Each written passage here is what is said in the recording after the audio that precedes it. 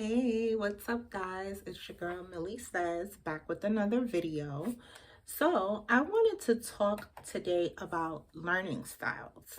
And the reason why I was inspired to do this video about learning styles was because I came across a new word called metacognition, which I'm going to do a video about that as well. But I felt like I wanted to do a learning style video that I could refer people to after they watch the metacognition, and it would make a lot more sense, only because metacognition is pretty much just the process of observing your own thoughts and the way you process thought. And it has a lot to do with studying and learning and things like that. So before I get into that video, because that's another time, I wanted to talk about the 7 learning styles. Let me see, 2, 4, 6. Yes, 7 learning styles. Now, why is learning style important? Learning style is very, very, very super important, especially if you're a student, because you have to be able to identify the best way that your brain absorbs information. And if you don't do that, then you'll have a hard time kind of retaining and understanding information. And this is for anything. It doesn't have to be school. It could be something as simple as remembering someone's name, or remembering what you need to do on your to-do list, things of that nature. So let's get into the different types. So the first one is visual.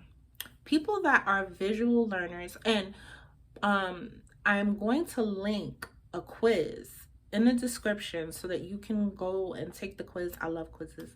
You can go and take the quiz and find out what your learning style is, and kind of like use that as a guide to help you, achieve whatever it is that you need to achieve in life. It's a good way to assess yourself. I love assessments, by the way. Okay, so visual learners. If you're a visual learner, most likely you use a lot of like charts and drawings and visual cues to help you. You probably use mind maps, or I don't know if that's even the right term, because I've never used one. I believe my son has used one in school. He's in his last year of high school now. But yeah, pretty much just like diagrams and anything that is visual to help you understand information better. You might have to write things out and put them into groups and sections and all of that. And that is your brain's way of compartmentalizing the information so that it can retain it better. The next one is going to be verbal. So verbal has more to do with just speaking. Some people, when they're studying or trying to remember something, they'll say it out loud. They will maybe even make a song about it, or try to connect different ideas by talking about it. So that's pretty much verbal. That's kind of self-explanatory. The next one is going to be auditory. Auditory learning, people tend to learn quicker when they hear things. So they might be able to like sit through a lecture and like pay attention and absorb the information, while someone that is a visual learner may need to take notes. But then the notes might not be effective to the auditory learner. The auditory learner might be the person in your class that has like the recorder and is recording the professor talking so that they can listen to it later, or maybe a number of times repeated over and over to them, and they can memorize things faster that way. And that's all just based on how their brain is, how they absorb information and retain information as an individual. So the next one is physical.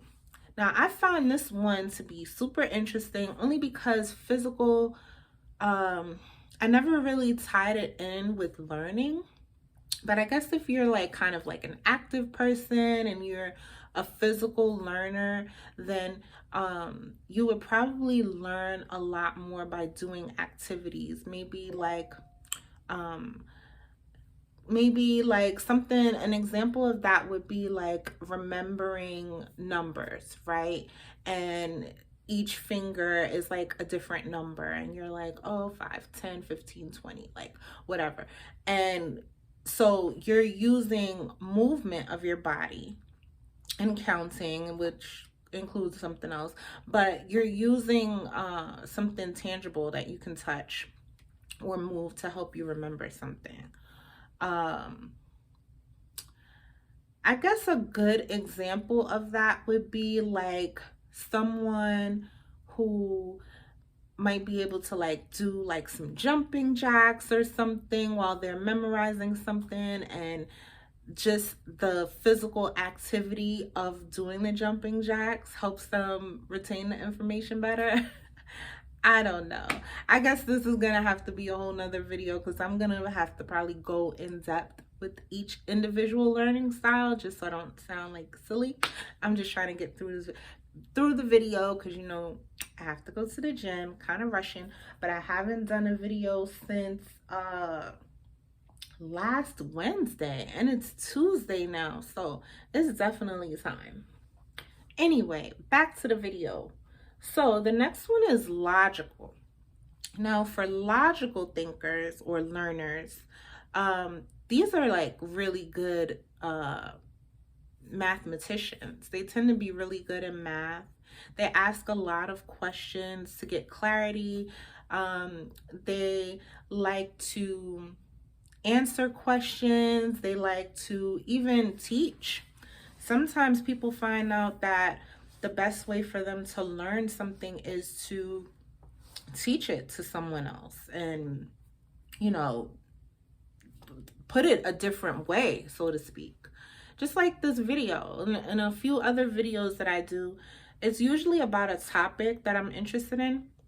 So I find that when I talk about something, even if it doesn't all come together perfectly in the video, it does make me want to investigate it a little bit more just for the sake of the video. And then while I'm watching the playback, I'll see like little holes that could have been filled in with certain information, and then I'll go research that.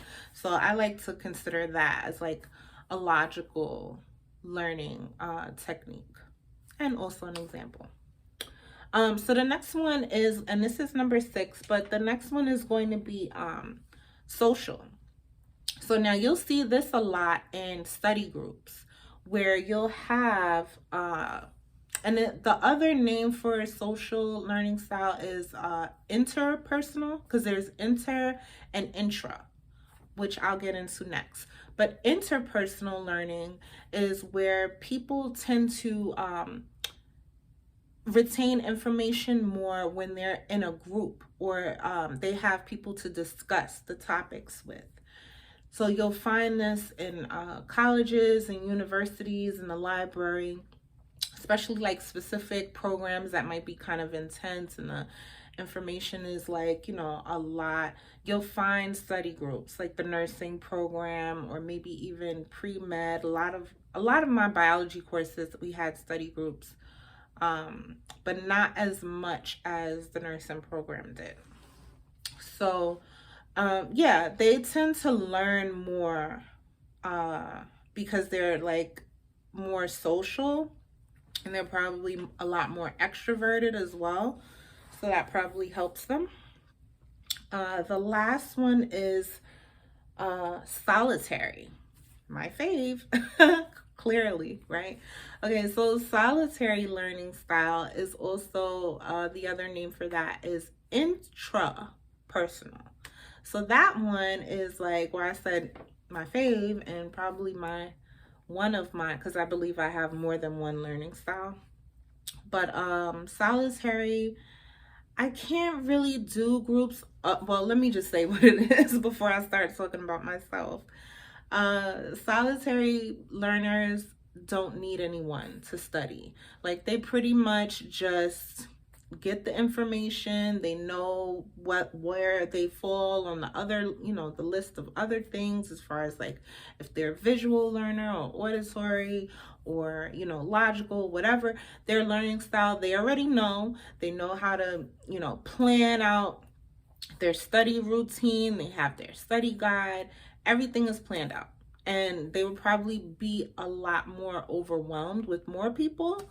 So they choose to be alone and to study by themselves. So yeah, what I was gonna say about myself now, as far as like being a solitary learner, I found that while I did find it informative and helpful in some ways to study with a group of people, I would often get a little overwhelmed and overstimulated by the unnecessary conversations, and someone may be explaining a concept wrong, and that's kind of like, that's one of my pet peeves. Like, if I am already unsure about a topic and I need it explained, and the person that is explaining it is not really well versed in the topic, then it's probably just going to confuse me more. Like, I need facts, to help me, because I don't want to retain the wrong thing. And so I like solitary a lot more, because it's just me and the textbook. It's me and the article. It's me and, my notes and my deadlines and all of that. But everyone has their own niche and their own things that they kind of gravitate to. And like I said in the beginning of the video, I will leave a link in the description. I had to get that out. Did y'all see me struggling? I'm going to leave a link in the description for you guys to take the quiz so that you can find out exactly what your learning style is. And hopefully it will benefit you, even if you're not in school. Maybe you just want to read a book. You want to take notes. Maybe you're in a book club. Or maybe you're trying to do a certification. You want to be a real estate agent. You want to learn stocks. You want to, anything that you're going to do, any new project that you're going to take on is going to require some type of learning and some type of information that's going to be new. And so you want to figure out the best way to attack that new information. And with that being said, I am going to go. I have literally 4 minutes before I need to be out this door. So I hope you have a great day, evening, night, morning, whenever you're watching this video. If you found it informative, please leave me a comment below, and like the video, share. Make sure you subscribe to the channel, and stay tuned, because I'm going to come back with another video about metacognition, which was generally supposed to be the topic for today. But I wanted to talk about learning styles first before I got into that. And I will definitely work on going more in depth. If I do need to do another video about learning styles, I may break them up into groups and then take it from there. So have a great day. Bye.